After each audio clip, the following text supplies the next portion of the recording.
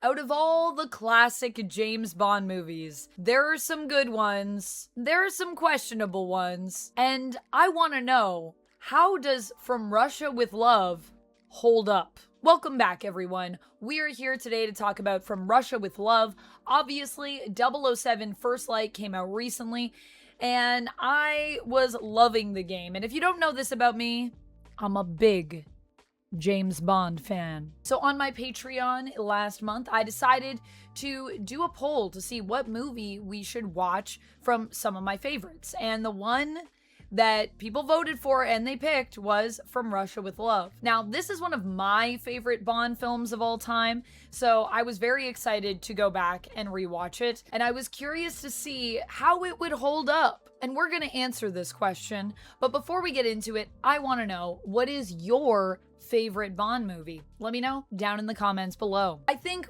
as we're talking about this film, we have to start off with one of my absolute favorite characters, not just within this movie, but within the larger James Bond universe. We gotta talk about Moneypenny. I love Moneypenny, and a huge part of the reason why I love this character is actually because of From Russia with Love. Lois Maxwell playing her, I just think she's absolutely amazing. She's also Canadian, fun fact for those that didn't know. And her chemistry here with Sean Connery's James Bond, it's unparalleled. And every time Moneypenny shows up anywhere, the reason I get excited is because of Lois Maxwell. So, first of all, just want to say, love Moneypenny, love her in this movie. There is never enough of her.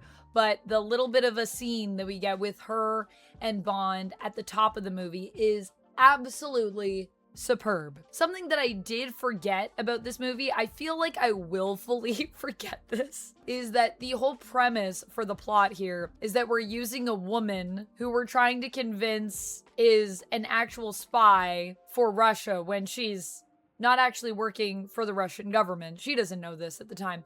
She's being used to ensnare James Bond. And I mean, she's really being used by Spectre. The thing that I guess is interesting about that is, of course, that this is James Bond. So every woman that falls into James Bond's path pretty much falls in love with him instantly. And our Bond girl in this movie, Tatiana, is no exception to that rule. Tatiana Romanova. And I actually wondered to myself, was this any kind of inspiration for Black Widow? Because Tatiana does feel kind of Black Widow coded. And of course, From Russia with Love came out in 1963, and I think Black Widow made her first comic book appearance in 1964, so maybe? Either way, I do really like Tatiana's character in this, and although she starts off not having much agency, well, she doesn't get a ton of agency, to be honest with you. I can't argue for that, but there are some good things about the film, even though we have this, you know, female character who becomes a femme fatale and is misled a lot of the way through the movie.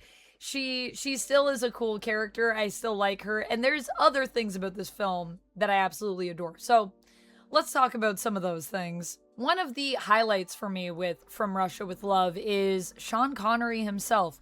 He does such a great job as James Bond. He is not my favorite James Bond. That's Pierce Brosnan for me. But Sean Connery really is a great Bond. I mean, the cool thing with James Bond as a character is that I don't think we've really had a bad actor take on the role or someone that just didn't suit it at all. Everyone I've seen play the character I've liked, but I think different people have their favorites based on different things. Now, Sean Connery does an amazing job as Bond, and one of the things I appreciate about him the most in this film is actually the physicality. And physicality is very important when you're playing a character like James Bond. He is an action hero. He's a charming man. There is a certain romantic quality to him. And he's like this character that every woman is supposed to want to be with, and every man wants to be. And maybe also every man wants to be with. And maybe also every woman wants to be. I don't know. Why not? I would love to be James Bond. He's just so cool. However, there are also moments in this film that are, once again, I do need to say a little a little problematic, but that's in a modern lens. And we do need to remember that this film came out in 1963. It was a different time, and people behaved differently then. One of my favorite things about Bond, actually, is the one-liners that he has. And I think they did a good job of capturing some of that in the game as well. And From Russia with Love has some of the best ones. She should have kept her mouth shut, being one of my favorite, even though I acknowledge that kind of what it can represent, yeah, it's problematic. One of the things that watching older movies always gives me is an appreciation for the technology of today, because there's a lot of ADR in this film, a lot of people chatting, and you'll notice when people are outside, I don't think the mics were good enough for them to pick up people's dialogue. So instead, everyone when they're outside is pretty much just dubbing over their own lines. And to be honest with you, we also have a whole character that's dubbed over in this, which is wild. And I think they did a really good job with that dubbing, actually, and that is Tatiana. Tatiana, in terms of her appearance, is played by Daniela Bianchi, but her voice, they actually recorded over Daniela because she had an Italian accent that I think they felt got in the way of the film. So Barbara Jefford, who's a British actress, does the voice for Tatiana. So she's played by two women. And I don't think I've known that until this watch along. This was the first time I picked up on that, and I looked it up and I looked into it, and then I was like, oh, that makes a lot of sense. I understand. But still, that's how good the dubbing is. It took me a few watches before I even noticed that. The other thing that I appreciate when it comes to Bond films in general, and that I think From Russia with Love showcases quite well, is the style, the elegance. I mean, the costumes in this. The costumes alone. Everyone is looking so good, so fashionable, and so in character. I also feel like I miss projectors from watching this film, because they're using a lot of projectors when they're in cars and things like that. And then there's a train, and we're on a boat. We're all over the place. Planes, trains, automobiles. Well, no planes, but trains, cars, boats. That we have. There are also some really, really beautiful shots in this film. Like, just absolutely gorgeous. One example that I have, one of my favorites, is when Red Grant is following James Bond in the train, and we're following James Bond, and you can just see Red Grant, like, along the side. That shot is absolutely masterful. Also, this movie does a great job of nighttime scenes. Imagine a scene at night where I can see things. What happened to modern film? Why does nighttime always have to be so dark that I can barely make anything out? Sometimes that works in movies, but I feel like in the modern age of film, so often that is how everybody does nighttime. And the reality is, when you are a person and you're walking around at night, that's not what it feels like to be in the nighttime. Like, you can see things. Your eyes adjust. So when we actually light nighttime scenes well, it doesn't break anything for me. It just makes me feel like I am a person in the scene, seeing things unfold as I would if I were actually in the nighttime. And my eyes adjusted. They do a really good job too of matching up a lot of things in this. Like, the motion of the train, I think, is great. You get a sense for being on the train, even though I know that probably all of this was stationary and they're adding motion to it, or the actors are adding motion to it. The whole concept of spies who are undercover, think they're working as spies but are being played, someone being pulled into a spy plot, like with James, he's being pulled into this, but he doesn't know. The whole point is to kind of ensnare him in this plot.